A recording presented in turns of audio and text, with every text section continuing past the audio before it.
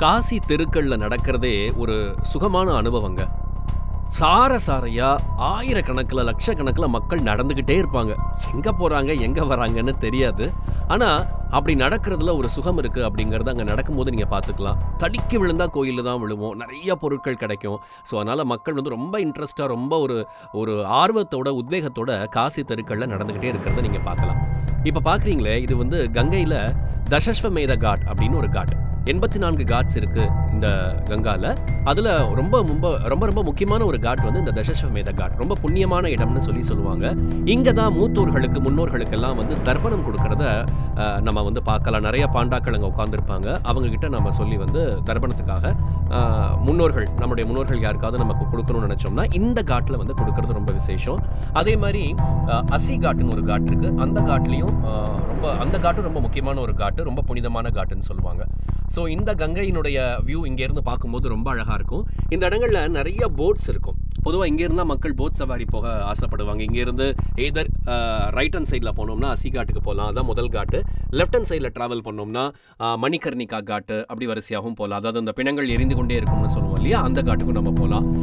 நிறைய பேர் வந்து நம்ம வந்து கேட்பாங்க, போட்டில் வரீங்களான்னு. போட் சவாரி பண்ணணும்னு பிரியப்பட்டிங்கன்னா ஒரு 10-15 பேராக சேர்ந்திங்கன்னா ரொம்ப கம்மியாகவும், 1-2 பேராக தனி போட்டில் போனோம்னா கொஞ்சம் எக்ஸ்பென்சிவாகவும் இருக்கும். நல்லா பேரம் பேச தெரிஞ்சவங்க பேரம் பேசினீங்கன்னா ஓரளவுக்கு விலையை குறைச்சி ரொம்ப ஒரு நியாயமான விலையில் உங்களை வந்து கூட்டிகிட்டு போகிறத நம்ம வந்து பார்க்கலாம். நிறைய பறவைகள் இருக்கும், அதுக்கான உணவுகளும் அங்கே விற்பாங்க. அதை நம்ம வாங்கி நம்ம போடலாம். இப்போ பாருங்களேன், இந்த தெருக்கள்லாம் பாருங்கள், கிட்டத்தட்ட ஒரு 5 அடி தூரத்தில் தான் இருக்கும், அகலமே இருக்கும். அண்ட் இந்த கோவில் ரொம்ப முக்கியமான ஒரு கோவிலுங்க. இந்த கோவிலோட பேர் வந்து பார்த்தீங்கன்னா, சுவாமியோட பேர் நான் சொல்கிறேன், தில்லிங்கேஸ்வர சுவாமியினுடைய மடம் அப்படின்னு சொல்லுவாங்க. இந்த மடம் வந்து ரொம்ப விசேஷமான ஒரு மடம். இவரை பற்றின தனி வீடியோவே நான் வந்து உங்களுக்கு கொடுக்குறேன். அண்ட் இந்த பெயிண்டிங்ஸ் எல்லாம் பாருங்கள், தெருக்களில் போஸ்டர்ஸே இருக்காது. நிறைய சாதுக்களோட பெயிண்டிங்ஸ் வரைஞ்சி வச்சுருப்பாங்க, சிவபெருமானுடைய பெயிண்டிங்ஸ் வரைஞ்சி வச்சுருப்பாங்க, ராமாயண இதிகாச பெயிண்டிங்ஸ்லாம் வரைஞ்சி வச்சுருப்பாங்க. இந்த பாருங்கள், இந்த கூட்டம் யாருக்காக போகுது அப்படின்னா விஸ்வநாதர் கோயிலை தரிசனம் பண்ணுறதுக்காக வந்து போகிறாங்க. நிறைய கோவில்களில் பார்த்தீங்கன்னா செந்தூரத்தை வந்து சுவாமி மேலே சாத்தியிருப்பாங்க. பொதுவாக செந்தூரத்தை வந்து நாம் வந்து என்ன பண்ணுவோம், நெத்தியில் வச்சுப்போம். பர்டிகுலர்லி வந்து ஆஞ்சநேயருக்கு சாத்துவோம். பட் இங்கே இருக்கக்கூடிய எல்லா கோவில்கள்லையும் செந்தூரம் மஸ்டாக இருக்கும். இப்போ நீங்கள் பார்க்குற அந்த கடைகள், அந்த தெருக்கள் எல்லாமே பார்த்தீங்கன்னா காசி விஸ்வநாதர் கோயிலுக்கு கொஞ்சம் தூரத்தில் இருக்கக்கூடிய காலபைரவர் கோயில். காலபைரவர் கோயில் ரொம்ப ரொம்ப முக்கியமான ஒரு கோவில். சிவனுடைய ஒரு அம்சமாக போற்றப்படக்கூடிய இந்த பைரவர் தான் இந்த காசியை வந்து இன்னமும் வந்து பாதுகாத்து வச்சிருக்காரு. அவருடைய ஆணையின் கீழே தான் காசி இருக்குது அப்படிங்கிறத இன்னும் இங்கே இருக்கிற மக்கள் வந்து நம்புறாங்க. நிறைய பொருட்கள் கிடைக்கும். நம்ம ஊர் ரங்கநாதன் தெரு மாதிரி இருக்கும்னு வச்சுங்களேன். கச்சன்னு இருக்கும். நிறைய பேரம் பேசி வாங்கலாம். காய்கறிலாம் பார்த்தீங்கன்னா செம்ம ஃப்ரெஷ்ஷாக இருக்குங்க. இப்போது மாலை போட்டிருக்கேன் பாருங்களேன். இந்த மாலை என்னன்னு பார்த்தீங்கன்னா, நம்ம வீட்டிலலாம் நம்ம வளர்ப்போம், திருநீத்து பச்சலைன்னு சொல்லுவாங்க. அதெல்லாம் நம்ம கண்டுக்கவே மாட்டோம். அந்த பச்சலை, திருநீற்று பச்சலையை பறித்து மாலையை கட்டி தான் சிவனுக்கு அங்கே சாத்துவாங்க. அதே மாதிரி நீல கலர் சங்கு புஷ்பம் இருக்குது பாருங்க, அதெல்லாம் நாம் இங்கே மதிக்கிறதே கிடையாது. அது அவ்வளோ வேல்யூபிளாக அங்கே வந்து பார்ப்பாங்க. சுவாமி மேலே வந்து பார்த்தீங்கன்னா, நாம் எதெல்லாம் போடக்கூடாதுன்னு நினைக்கிறோமோ அதெல்லாம் சுவாமி மேலே வந்து போட்டு வச்சுருப்பாங்க. சிவபெருமான் வந்து நீ எதெல்லாம் ஒதுக்குறியோ அதெல்லாம் எனக்கு கொடுத்துரு அப்படின்னு சொல்லக்கூடிய ஒரு நம்பிக்கையோடு அங்கே இருக்கிற மக்கள் நீங்கள் வந்து வழிபடுறதை நம்ம வந்து பார்க்கலாம். நிறைய பிராஸ் மெட்டல்ஸ் வந்து நிறைய கிடைக்கும். இங்கே நீங்கள் பார்க்கக்கூடிய இந்த தெருக்கள்லாம் பார்த்தீங்கன்னா ஒன்னோட ஒன்று கனெக்டாகவே இருக்கும். தொலைஞ்சே போக மாட்டோம். ஏதாவது ஒரு கோயிலுக்குள்ளே போனோம்னா, ஏதாவது ஒரு தெருக்குள்ளே போனோம்னா இன்னொரு தெரு வழியாக வந்துடலாம். ஸோ பயப்படவே வேண்டாம். கூகுள் ரொம்ப ஒர்க் பண்ணுன்னு சொல்ல முடியாது, கொஞ்சம் நம்மளை குழப்பி விட்டுரும். இந்த மாதிரி சிவலிங்கங்கள் இங்கே நிறையா இருக்குங்க. அதாவது வந்து ஒரு சின்ன பள்ளத்தில் வந்து இருக்கும். அதை சுற்றி வந்து மார்பிள் அழகாக ஒரு ரூம் மாதிரி, சின்ன ரூம் மாதிரி கட்டி வச்சுருப்பாங்க. நீங்களே அபிஷேகம் பண்ணலாம், நீங்களே சுவாமியை தொட்டு உங்கள் பிரார்த்தனையை வந்து செலுத்தலாம்.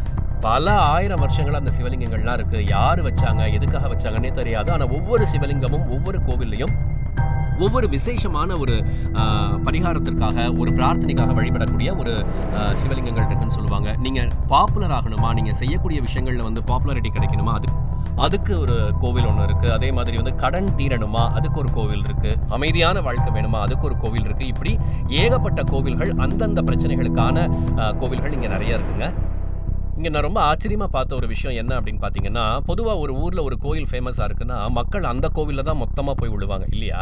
ஆனால் இந்த ஊரில் அப்படிலாம் கிடையாது. எந்த கோவிலில் போனாலும் அந்த கோவிலில் நிறைய கூட்டங்கள் இருந்துக்கிட்டே இருக்கும். ஆச்சரியமாக இருக்கும் எனக்கு, இது எப்படி சாத்தியம் அப்படின்னு. ஏன்னா சிவன் வந்து எல்லா இடத்துலையும் இருக்காரு. ஒவ்வொரு இடத்துல ஒவ்வொரு ரூபத்தில் ஒவ்வொரு பேரில் இருக்காரு அப்படிங்கிற நம்பிக்கை இவங்களுக்கு வந்து இருக்குது. அதே மாதிரி பார்த்தீங்கன்னா, ஒரு பிரார்த்தனை, ஒரு பரிகாரம்னு செஞ்சாங்கன்னா குடும்பமாக உட்காந்து செய்யக்கூடிய விஷயத்த நான் இங்கே வந்து பார்த்துருக்கேன். தனியாக உட்காந்து பிரார்த்தனையோ பரிகாரமோ செய்யக்கூடியது ரொம்ப ரொம்ப கம்மி. இந்த பாருங்க, இந்த சிவலிங்கங்கள்லாம் ஒரே கோவில்களுக்குள்ளே இருக்கும். ரொம்ப அற்புதமாக இருக்கும். நீங்களே தொட்டு பூஜிக்கலாம். இதுக்கு பின்னாடி இருக்கிற காலம், இதுக்கு பின்னாடி இருக்கிற காரணமெல்லாம் நமக்கு வந்து தெரிஞ்சுக்கணும் அப்படின்னா, நாம காசிலேயே ரொம்ப நாள் இருந்து ஒவ்வொன்னா நம்ம தோண்ட தோண்ட அதுக்கான விஷயங்கள் நமக்கு தெரிய வரும். பழமை நெறைய இருக்கக்கூடிய ஒரு ஊருங்க.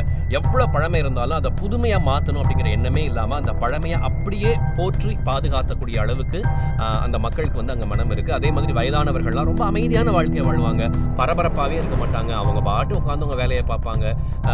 பணம் சம்பாதிக்கிறாங்க. நெறைய வியாபாரம் பண்றாங்க. வீட்டுக்கு போயிடுறாங்க. இத தாண்டி பெரிய லெவல்ல உலகத்துல வேற என்னலாம் நடக்குதுங்கிறத பத்திலாம் அவங்களுக்கு அக்கறையே கிடையாது. அதுல அவங்களுக்கு இன்ட்ரெஸ்ட்டும் கிடையாதுங்கிறத நான் வந்து நோட் பண்ணேன். இந்த பாருங்க, கங்கை எப்படி இருக்கு பாருங்களேன். பார்த்துக்கிட்டே இருக்கலாம். போட் சவாரி அவ்வளோ ஒரு அற்புதமான சவாரி. 84 காட்டுக்குமே இந்த போட்காரங்க நம்மள கூட்டிட்டு போவாங்க. நல்லா ஞாபகம் வச்சுக்கங்க. நீங்க கண்டிப்பா பேரம் பேசினா தான் சாமானிய விலையில ரொம்ப சௌகரியமான விலையில கிடைக்கும். இல்லைன்னா ஏகப்பட்டது சார்ஜ் பண்ணுவாங்க. இந்த இடம் பாருங்களேன். இது வந்து விஸ்வநாதர் கோயிலுடைய என்ட்ரன்ஸ் இது. முன்னாடிலாம் காசிக்கு வயசானவங்க மட்டும் தான் போகணும்னு சொல்லுவாங்க. ஆனா, அப்ப சொன்னதுக்கான காரணமே வேறங்க. ஏன்னா, டிரான்ஸ்போர்ட் ஃபெசிலிட்டீஸ் கிடையாது.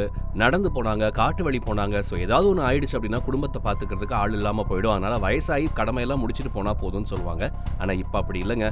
2 மணி நேரத்தில சென்னையிலேருந்து நீங்க காசிக்கு போலாம். அங்கேருந்து நீங்க இங்க வரலாம் 2 மணி நேரத்தில. ஸோ, பல ஃபெசிலிட்டீஸ் இருக்கு. ஃப்ளைட்ல போக முடியல, ஃப்ளைட்ல கொஞ்சம் எக்ஸ்பென்சிவா இருக்குன்னு நினைக்கிறவங்க ட்ரெயின்ல போலாம். ஸோ, இப்படி ஏகப்பட்ட ஃபெசிலிட்டீஸ் இருக்கு. நல்ல கையும் காலும் இருக்கும்போதே இந்த மாதிரி தூர தேசத்துல இருக்கக்கூடிய கோயில்கள்லாம் நம்ம போய் நிச்சயமா பார்த்துறணும். அதுக்கு வயது ஒரு தடையே கிடையாது அப்படிங்கிறதுனால எல்லோரும் காசிக்கு போங்க. அங்க கிடைக்கக்கூடிய இந்த அற்புதமான சுகானுபவங்களை நீங்களும் பெறுங்க.